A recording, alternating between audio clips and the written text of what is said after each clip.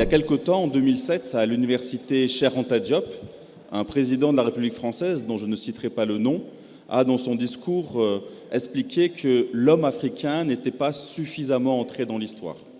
Alors ça pose tout un ensemble de problèmes, mais le premier problème que cela pose, c'est pas simplement une insulte, et on le voit même encore aujourd'hui à quel point il y a une résonance négative, notamment par rapport à la diplomatie française, d'oser dire ça dans une antre aussi prestigieuse et d'un nom aussi prestigieux que Cheikh Anta Diop.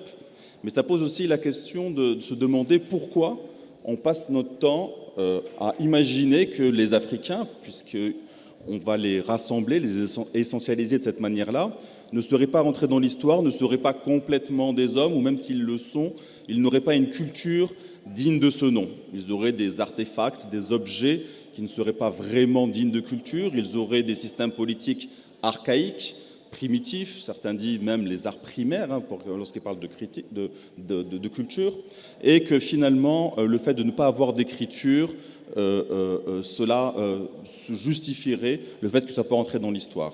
Or, évidemment, l'oralité est centrale et au-delà de l'écriture, on va en parler rapidement, mais on peut, par exemple, se souvenir de la charte du Mandé, qui est quand même une charte, même si elle a été transmise à l'oral, et on peut imaginer qu'elle évoluait dans le temps, mais là, on remonte à Suntou Keita quand même, qui, à un moment donné, institue l'idée qu'une vie est une vie et qu'une vie ne peut être supérieure à une autre vie. Donc on est déjà dans une forme d'humanité et de droits de l'homme, et on a déjà des résistances intra-africaines à des royaumes, à des despotes ou à des tentatives de mise en esclavage. Et si on le trouve du côté du sud du Sahara, on le trouve aussi du côté du nord du Sahara, n'est-ce pas, cher Chawki? Si on vient par exemple, Chawki El-Hamel, qui est historien, qui dans son livre Le Maroc noir nous décrit dans une partie assez rocambolesque de son livre comment le sultan Moulay Ismaïl va inventer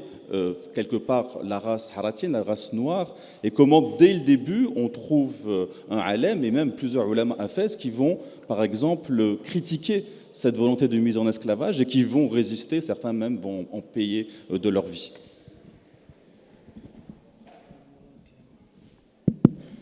C'est marché. Okay, merci. Ah, c'est bien, silence. Voilà, c'est bien d'être ici, je suis ravi d'entendre la voix africaine dans un pays africain. Je ne vais pas dire de bêtises comme hier, je vais peser mes mots, aujourd'hui peut-être.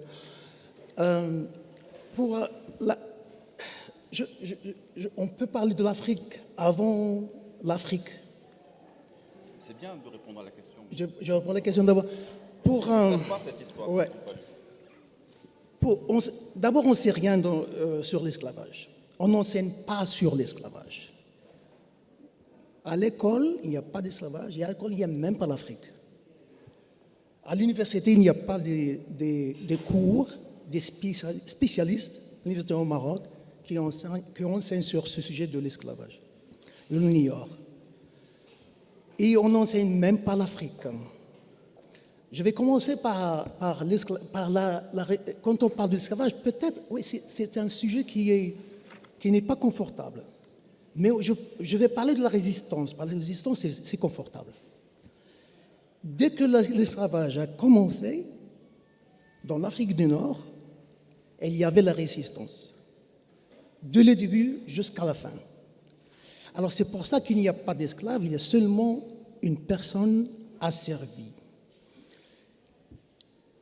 Le sujet qui m'a été posé, c'est la question de la résistance des gens qui ont été asservis, ou bien dans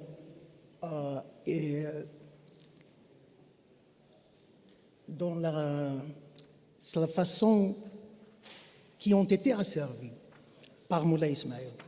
Alors, Moulay Ismaïl, au début, il ne voulait pas asservir un groupe de gens pour créer des soldats de l'armée qui s'appelait l'armée Abid al-Bukhari. C'est une suggestion de l'Ayachi, d'un de ses officiers, qui lui a dit qu'il y avait des gens qui étaient descendants des soldats qui étaient asservis avant durant Moulay Ahmed al-Mansour en 1599. 1911. Et que ces gens existent toujours. Et quand il était allé à Marrakech en 1673, il s'est rencontré avec l'Alilich, le représentant à Marrakech. Il lui a dit, oui, il y a des descendants, des gens qui ont été asservis à l'époque saadie et qui sont partout. Et on peut, si vous voulez, je peux les chercher et les recruter dans l'armée. Il a dit, ah oui, on peut faire ça. Il a dit oui. Et c'est comme ça que l'idée est venue à Moulay Ismaïl. Alors d'accord, je donne l'ordre de rassembler tous les Noirs au Maroc. Parce qu'il pensait que les Noirs étaient tous des esclaves. Et c'est ça le problème, c'est la grande faute que Moulay Ismaïl a commise. Et quand il a donné l'ordre de le faire, Al-Ilich a commencé à rassembler les gens de Marrakech, les gens noirs de Marrakech, peut-être vers 3000, il a rassemblé vers 3000, et les a envoyés à Mchar al-Ramla, à côté de Meknès. Et c'est là que ce processus a commencé. Et puis, on continuait à rassembler tous les Noirs du Maroc. Il y a un document qui s'appelle Jani al-Azhar wa Nour Abha. Il donne le statistique. Et c'était à 1705 que le nombre est arrivé à 200 230 personnes.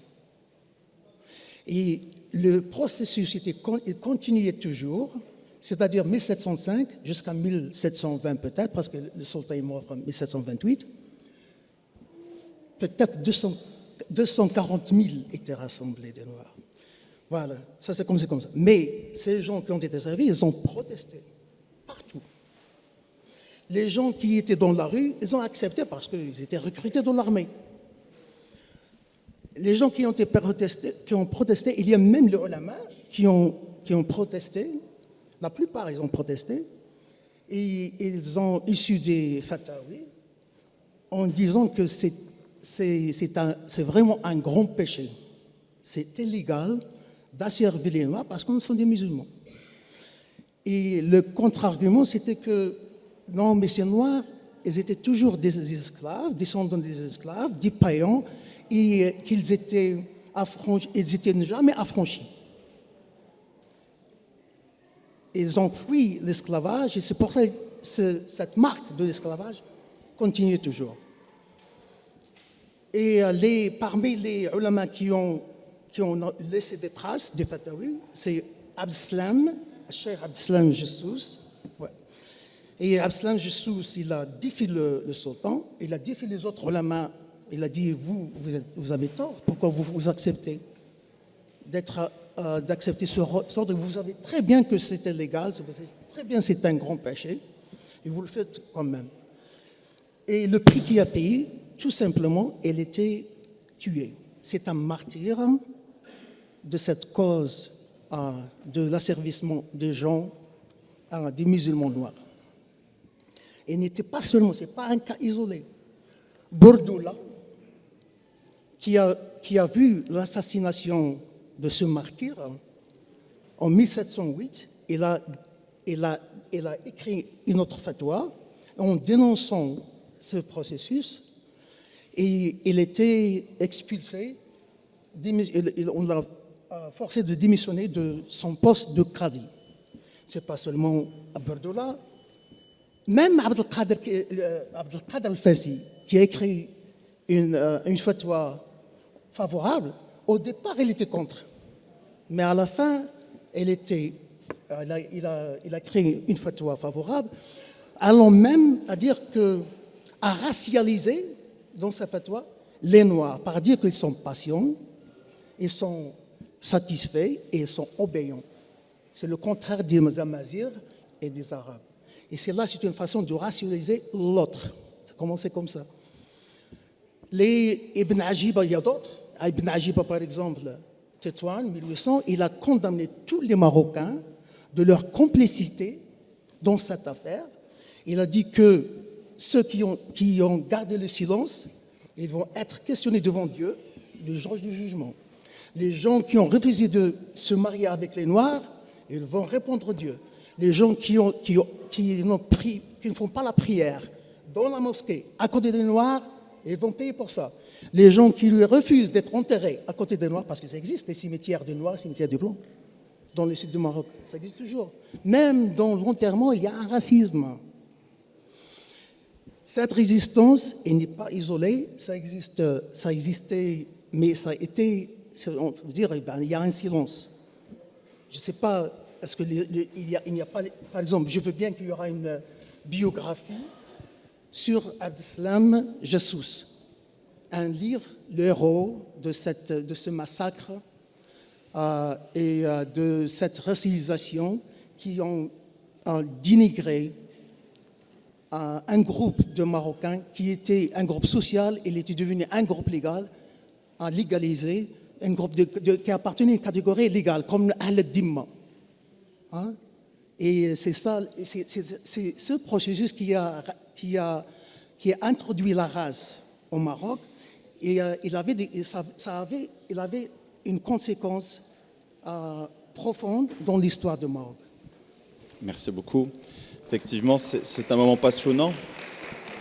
Merci. Parce qu'on voit bien dans cette controverse le fait que l'esclavage non seulement n'allait pas de soi, mais aussi le fait qu'on justifie l'esclavage de manière raciale en disant il y a des races différentes et il y a des races supérieures qui peuvent se permettre d'asservir d'autres, entre guillemets, soi-disant races, a été constitutive d'une période. D'ailleurs, elle n'a pas tenu puisque ça tient à peu près une centaine d'années.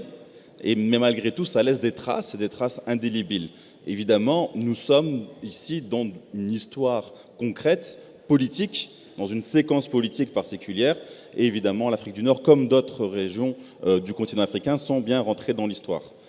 Je me tourne vers toi, si Ali Ben Marlouf, parce que toi aussi, d'une autre manière, plus récemment, tu étais à Delphes sur la question de l'UNESCO.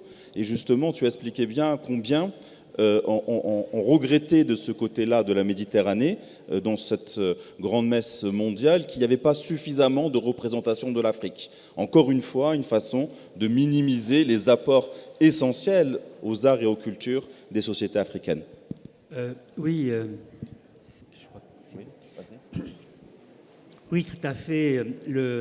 En novembre 2022, c'était le 50e anniversaire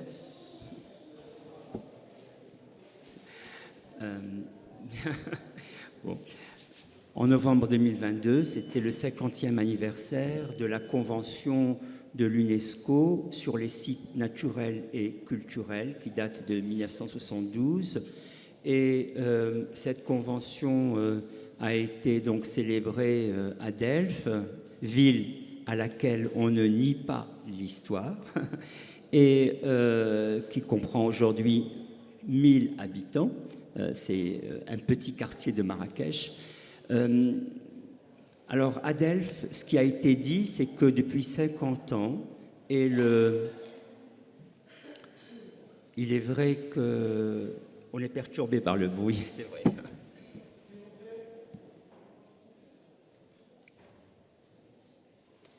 Alors, je disais que le constat a été fait depuis 1972 qu'il y a un déficit de reconnaissance de sites naturels et culturels de l'Afrique comme patrimoine mondial. Alors, il faut préciser que ces sites sont toujours à l'initiative des États, reconnus par l'UNESCO, puis gérés par les États. Aujourd'hui, l'Espagne, la France et l'Italie ont 2 fois plus de sites reconnus que toute l'Afrique. L'Afrique a 88 sites reconnus, l'Italie à elle seule 58. Donc l'Italie, c'est les 2 tiers de l'Afrique. Donc c'est cela la représentation, le déficit de représentation des sites. Et alors, quand on rentre dans la technicité, on vous dit, pour qu'un site soit reconnu, il faut qu'il y ait une intégrité et une authenticité. Si vous avez rafistolé une vieille mosquée du XIIe siècle avec un peu de ciment, elle a perdu son intégrité, on ne peut plus la classer. Second point, en 1972, on a pensé que ce qui était patrimoine, c'était quoi? C'était les monuments. Et donc, on a précisément inscrit comme patrimoine mondial des monuments. Il se trouve qu'en Afrique, on a un autre rapport à l'architecture que beaucoup d'urbanistes appellent l'adaptation, la durabilité adaptative, c'est-à-dire qu'on reconstruit continuellement et écologiquement en terre et en pisé des habitats qu'on refait régulièrement. Ce ne sont pas des monuments en verre, en ciment et en pierre nécessairement. Et donc le déficit de représentativité vient aussi des critères annoncés, et on a d'abord beaucoup reconnu de monuments. Alors ce qu'on a dit à Delft, c'est qu'il fallait revoir les critères pour introduire autre chose que les monuments. Et introduire quoi? D'abord, cesser cette bifurcation nature-culture, site naturel, site culturel. La nature a toujours été manipulée par l'homme, parfois d'une manière catastrophique, comme on le sait depuis le XVIIIe siècle, notamment par les pays occidentaux, mais elle a toujours été manipulée. Il faut cesser cette division. Deuxièmement, il faut cesser de voir l'Afrique comme un patrimoine vierge, c'est-à-dire de la nature. L'Afrique, on y va, d'ailleurs, entendez les gens autour de vous, on va faire un safari au Kenya, mais on ne va pas pour voir les Kenyans. J'avais invité une collègue américaine au Maroc, et une de mes collègues marocaines lui avait dit « Est-ce que vous êtes déjà venu au Maroc ?» Elle a dit « Oui, à Marrakech, j'ai vu des ânes. » Ça date de 2019. Donc il y a une animalisation, une naturalisation de l'Afrique qui fait obstacle à cette reconnaissance. Plus que jamais, il faut promouvoir les chemins multiséculaires pastoraux. Les chemins pastoraux en Afrique, l'Afrique reste la mémoire de ces chemins pastoraux qui ont disparu partout, des chemins qui ont été suivis. Et là, puisque notre table ronde s'intitule « Afrique d'hier, Afrique d'aujourd'hui », sachez qu'aujourd'hui, on ne cesse d'expulser des paysans qui font de l'élevage parce qu'on trouve que ça n'a pas de rendement, et on installe ce qu'on appelle des plans PPP, comme au Maroc, plans publics-privés, où si vous êtes milliardaire et que vous pouvez louer à l'État 3000 hectares, vous allez pouvoir mettre des barrières tout autour, et les paysans qui avaient l'habitude, les éleveurs qui avaient l'habitude de passer sur ce chemin parce qu'il est en urf, en droit coutumier, on leur dit maintenant c'est ma propriété exclusive. Et donc beaucoup de ces gens se retrouvent sur les routes parce qu'ils n'ont, comme je l'ai dit avant-hier, plus que leur corps comme élément de vie. Donc il y a ces déficits. Je voudrais aussi, et après je vais t'interroger, toi Mehdi, tu as plein de choses à dire. Et il faut dire que cette table ronde n'est pas une table ronde où Mehdi est discutant, mais sa gentillesse extrême fait qu'il nous a d'abord distribué la parole. Mais je voudrais juste dire, puisqu'on a parlé d'hier et d'aujourd'hui, qu'aujourd'hui tu as commencé par dire cette histoire d'absence d'histoire. Il y a des gens qui disent, bon, l'histoire, comme je vous l'ai dit, l'Afrique c'est de la nature, c'est pas de l'histoire, c'est catastrophique. Je dirais qu'aujourd'hui, ceux qui créent des villes sans histoire, ce sont plus précisément les anciens colons, des villes génériques, des villes avec escalator et climatisation, des villes de filaments urbains qui malheureusement s'exportent en Afrique, où vous avez une ville qui ne se termine jamais, comme sous forme de filaments urbains. Alors on appelle ça des junk space, et ces junk space, ces villes génériques, sont des villes précisément sans histoire, parce qu'elles n'ont pas une accumulation du passé, elles sont vouées précisément à disparaître et à être renouvelées, et on les anime de temps en temps par des malls commerciaux et par des calèches. Restituer l'histoire, comme l'a très bien dit mon collègue Shawqi El-Hamel, comme il l'a très bien dit, à travers juste ce mot très important, il n'y a pas d'esclavage, il y a des gens asservis. Faire attention aux modes de vie, aux formes de vie que traversent les personnes, et pour commencer par faire cela, se demander que le passé que nous considérons comme passé fut un présent. On pense que le passé, c'est le passé de notre présent actuel, mais le passé fut un présent, comme nous aujourd'hui, on sera le passé, mais nous sommes actuellement un présent. Ça veut dire qu'il aurait pu être autre. Vous auriez pu être ici, vous auriez pu aller au cinéma, vous auriez pu faire autre chose, et c'est cette ouverture du passé sur tous les présents qui n'a pas été, fait partie du présent qu'il a été. Et voir le passé comme le présent qu'il fut, c'est le travail des historiens, et précisément restituer les différents historicités des différents royaumes, comme ceux du Ghana et du Mali, on en parlera tout à l'heure. Alors moi, j'ai envie de te demander, Mehdi Aliwa, tu as beaucoup travaillé, tu travailles toujours sur la sociologie des migrations, et précisément, l'histoire se fait par des déplacements, mais c'est peut-être même pas le mot déplacement qu'il faut retenir. Oui, merci beaucoup de cette perche tendue, parce que nous avons vécu nous aussi une séquence politique au Maroc, j'en vois quelques témoins qui sont là, plus récente, où il y a eu un changement de politique migratoire avec la volonté de régulariser administrativement, comme si les gens étaient irréguliers. En fait, ils existaient, mais les papiers qu'ils avaient ne leur donnaient pas forcément le droit d'être là. Et c'était un signe d'hospitalité majeur, et d'ailleurs qui a été reconnu un peu partout dans le monde, même si on peut regarder aujourd'hui où nous en sommes, et il y a toujours matière à discuter.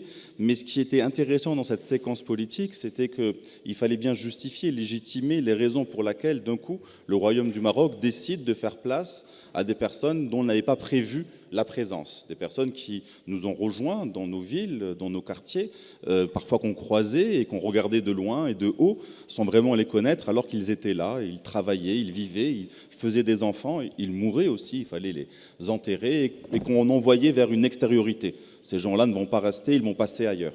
Et cette séquence politique, elle est concomitante avec le retour du Maroc dans l'Union africaine.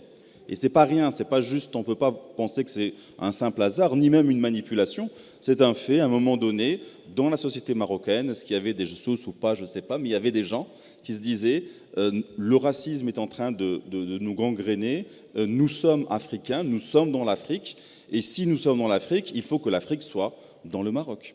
Et donc d'un coup, on s'est mis à questionner notre africanité, non seulement parce que diplomatiquement, il avait un élan, mais aussi puisqu'on se demandait au nom de quoi allons-nous accueillir des gens qu'on n'avait pas prévu d'accueillir.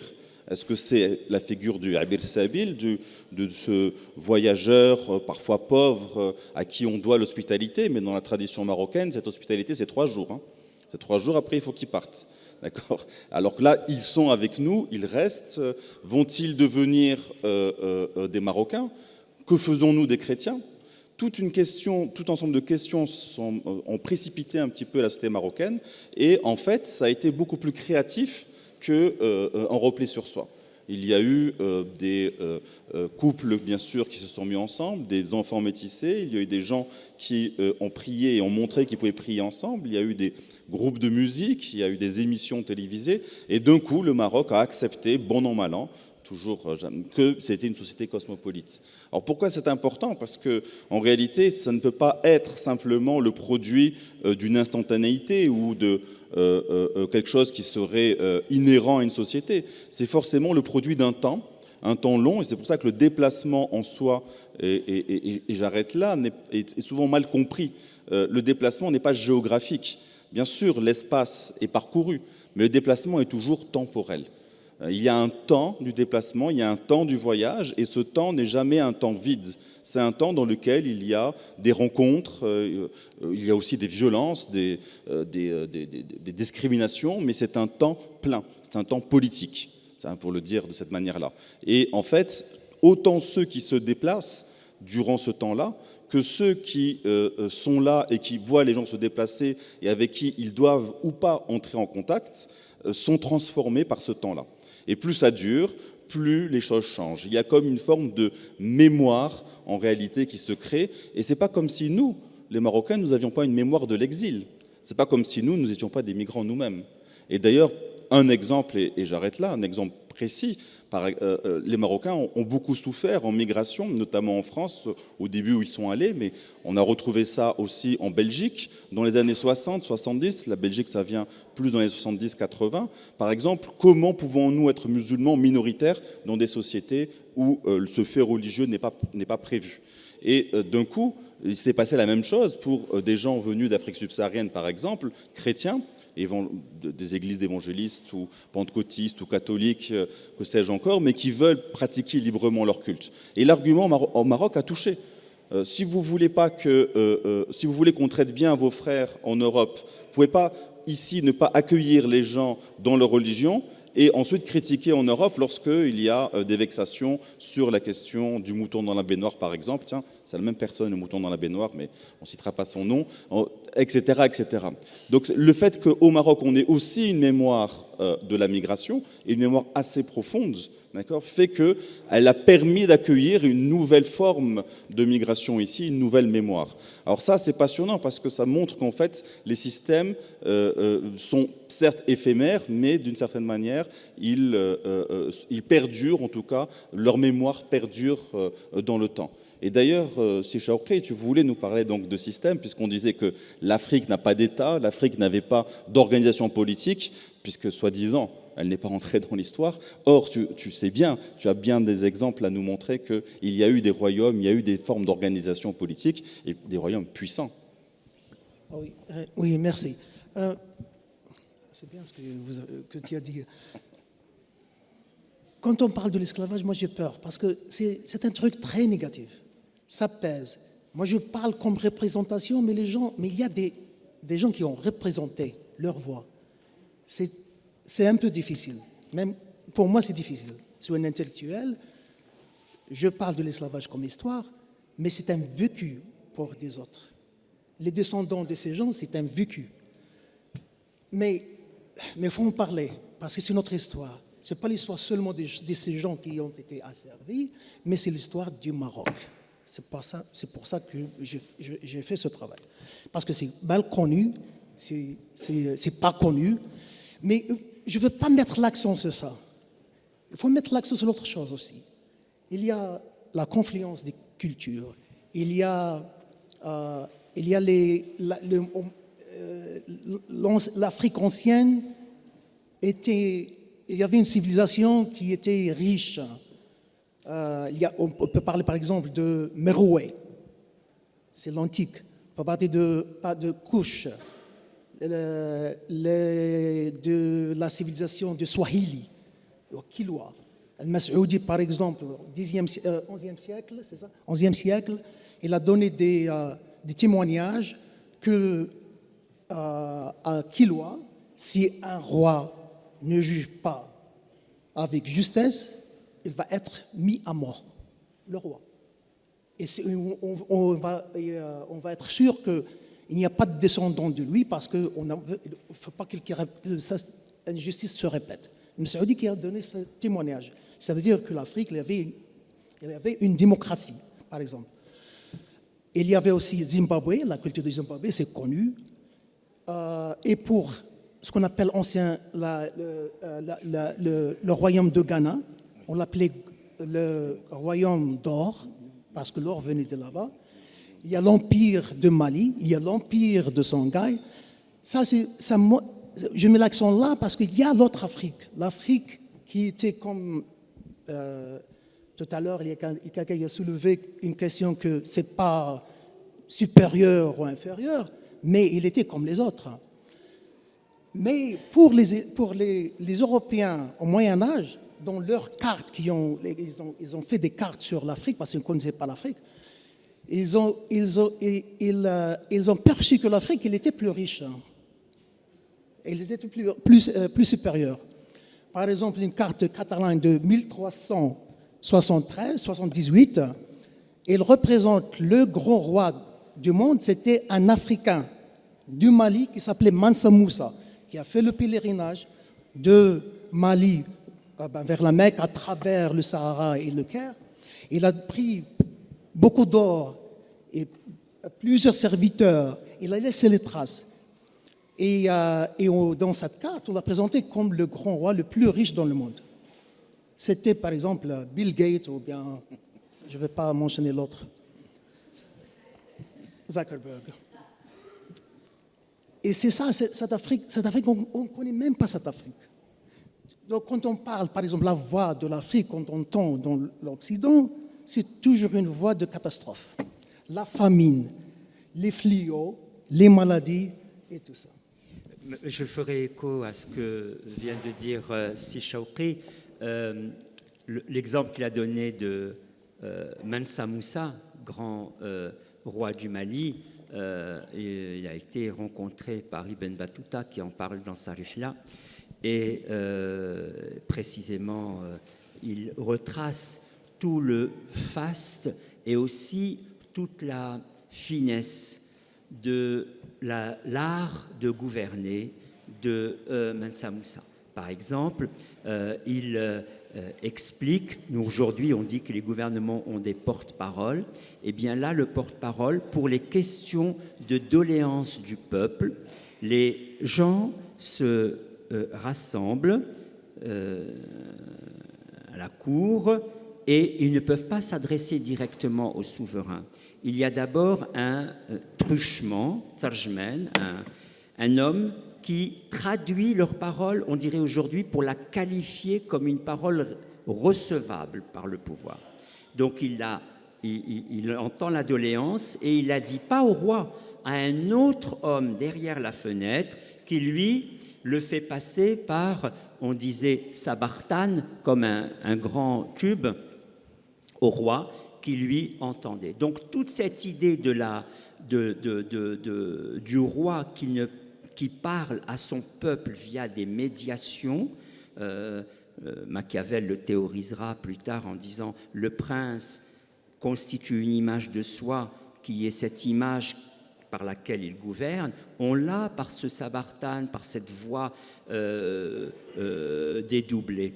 Donc effectivement, je suis d'accord avec mon collègue sur la nécessité de restituer tout ce savoir-faire ancien, puisqu'on est entre l'Afrique d'hier et l'Afrique d'aujourd'hui. Ce qui frappe tout de même beaucoup aujourd'hui, c'est l'érosion, je dis bien l'érosion, je devrais peut-être même dire l'effondrement des savoirs locaux. Les agricultures, les personnes partout, dans les communautés, dans les villages, ont un savoir-faire séculaire qui n'intéresse pas les décideurs publics. Or, collecter ce savoir, archiver ce savoir local, permettrait de ne pas le perdre complètement. Et il y a un savoir-faire avec l'irrigation et comment l'eau est amenée dans les villages. Il y a un savoir-faire, bien évidemment, des tissages, des artisanats, etc.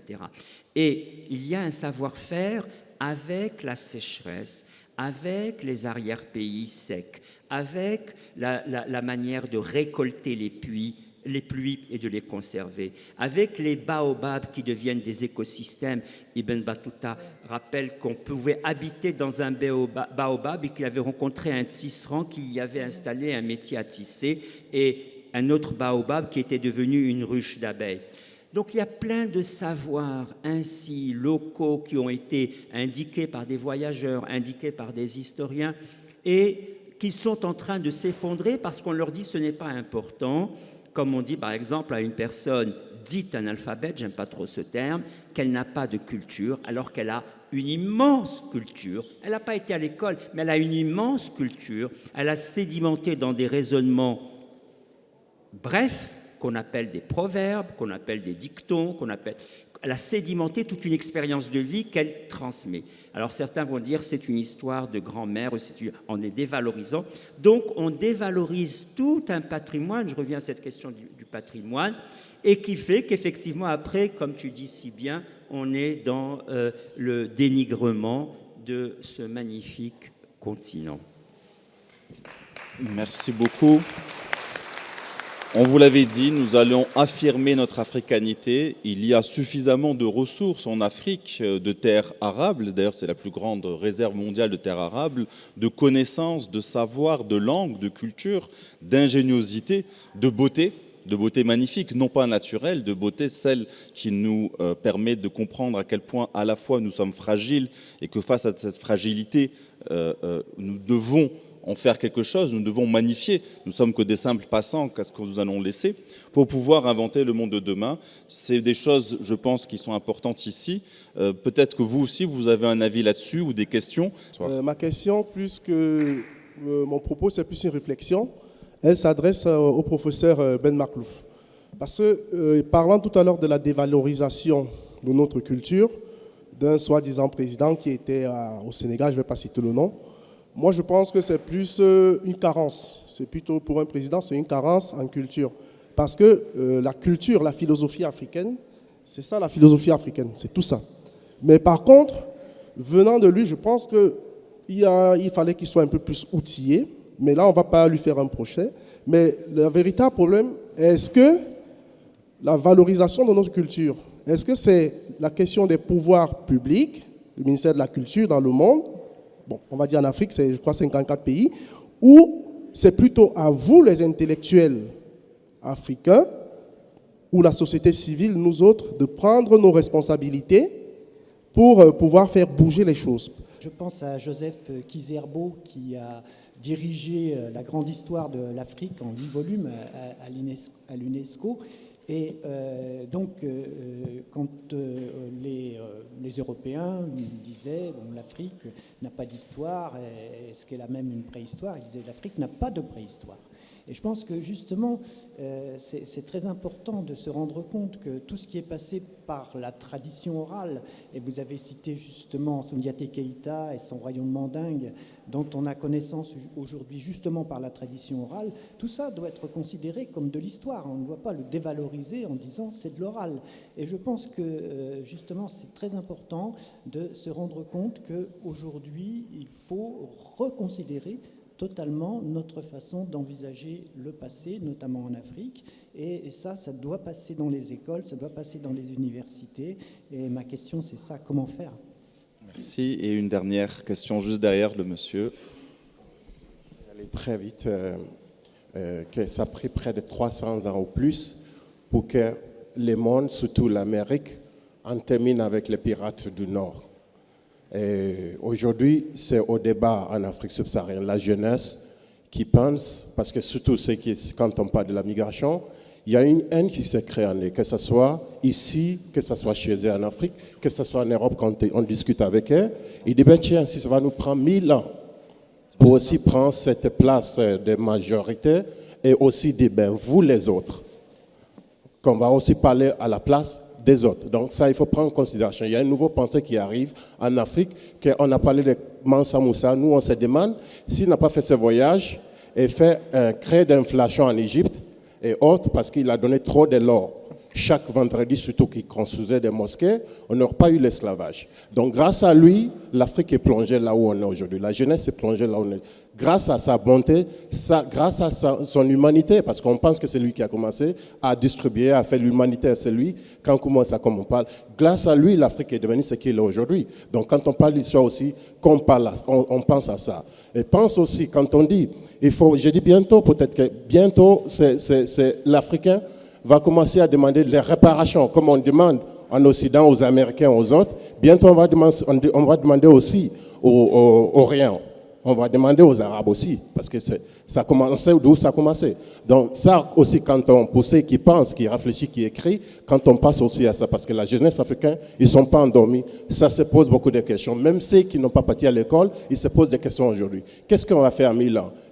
Comment on va penser à l'Afrique du Nord? Comment on va penser au monde arabe? Parce que pour le monde occidental, on en connaît, on en parle trop. Mais on n'en parle pas beaucoup sur le monde arabe. C'est ce que le monde arabe a fait en Afrique. Merci. Très bien. Surpris. Oui, je vais répondre rapidement.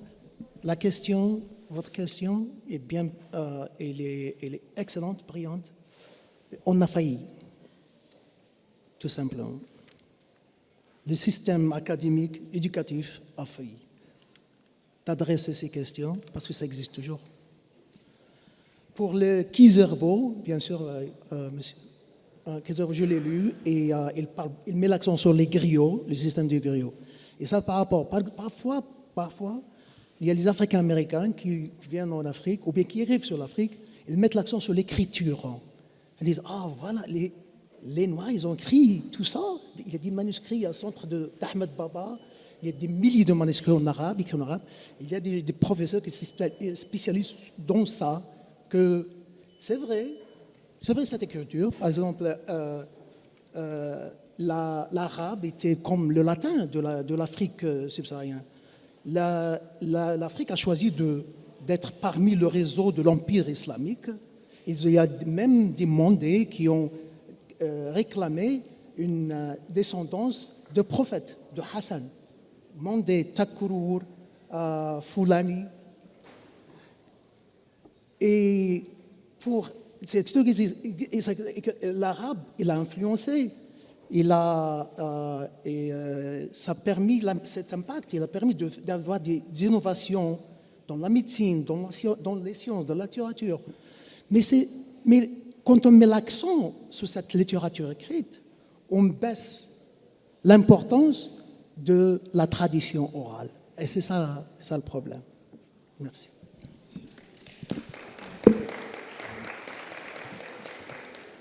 Merci. Effectivement, comme dit Montaigne, la parole est moitié à celui qui la dit, moitié à celui qui l'écoute. Et votre retour est plus qu'un retour, c'est la moitié de ce que nous disons. Qui peut changer quelque chose? Les pouvoirs publics, la société civile, les institutions. Je dirais deux choses. D'abord, les intellectuels. Je crois que les intellectuels, ils produisent assez dans la société un travail très important qui s'intitule un travail académique des analyses, mais beaucoup de gens pensent que les analyses sont abstraites parce qu'ils confondent l'abstrait et le complexe. Ce n'est pas parce qu'une analyse est complexe qu'elle est abstraite. Abstraite, ça vient du grec aipharésis, soustraire. Les analyses, elles prennent en compte tous les paramètres. Et je dirais que bien souvent, les intellectuels ne sont pas écoutés parce qu'on veut prendre un seul paramètre, on veut simplifier, on veut juste prendre un seul élément. Et quand on présente une analyse complexe, on dit c'est abstrait. Alors le pouvoir des intellectuels, s'ils produisent déjà des analyses satisfaisantes qui permettent de documenter, de donner une visibilité à un problème, comme le travail que fait Shawqi El-Hamel sur l'esclavage au Maroc et dans l'Afrique de l'Ouest, comme le travail que fait Mehdi sur les migrations. C'est déjà énorme comme part. Alors cessons de dire les intellectuels, on les attend. On n'est pas plus citoyens que vous tous, pas plus. Et votre question touche la citoyenneté, et je trouve que nous, on sacrifie les week-ends, on sacrifie notre temps, on est toujours sous la pression de devoir prendre la parole et de faire attention pour que ça ne soit pas une imposture. Alors je trouve que ça suffit sur les intellectuels. Et on n'est même pas payé pour être ici. Hein. Exactement.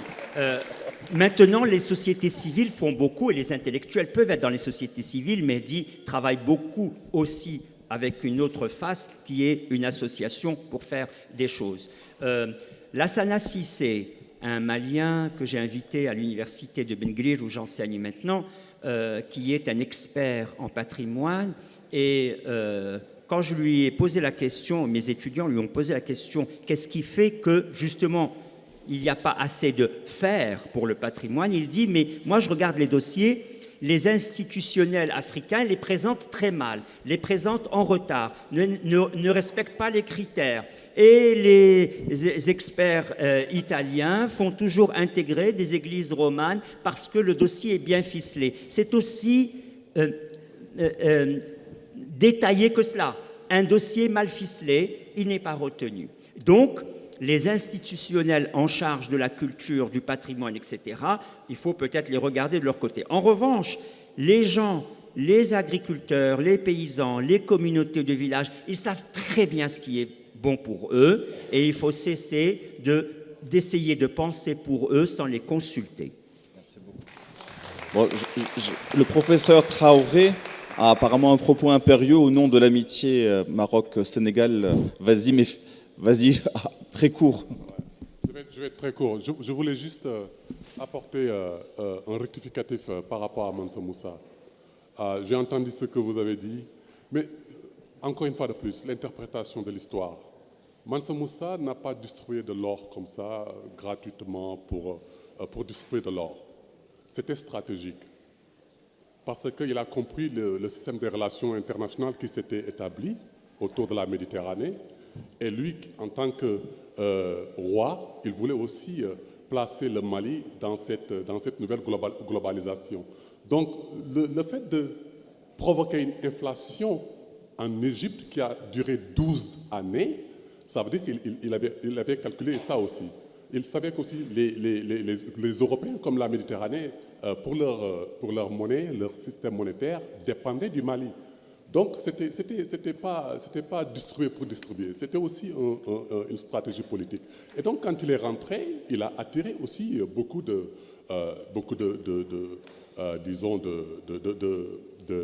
d'architectes, des chercheurs, mais en même temps aussi, il a aussi poussé les jeunes Maliens aussi à partir, à faire des études et rentrer chez eux. Donc, je pense que c'était juste une stratégie politique. C'était pas distribuer pour distribuer, provoquer et créer ce que l'Afrique a connu aujourd'hui. Je suis complètement en désaccord. Il faut pas l'interpréter comme ça. Sous Mansa Moussa et sous l'empire du Mali, l'Afrique était en train de se développer sûrement et lentement. L'Afrique était en train de se développer. Donc, il faut toujours voir en l'action de Mansa Moussa une action qui participait dans le développement politique, dans le développement économique du Mali. Mais aussi, il faut imposer la domination du Mali dans la région aussi. Parce que ça faisait 1 million de kilomètres carrés. Merci beaucoup pour votre présence et vos questions. Alors, clairement, vous l'avez entendu, évidemment, l'Afrique est entrée dans l'histoire, mais j'ai envie de dire plus que cela. L'Afrique fait l'histoire et bonne soirée à vous.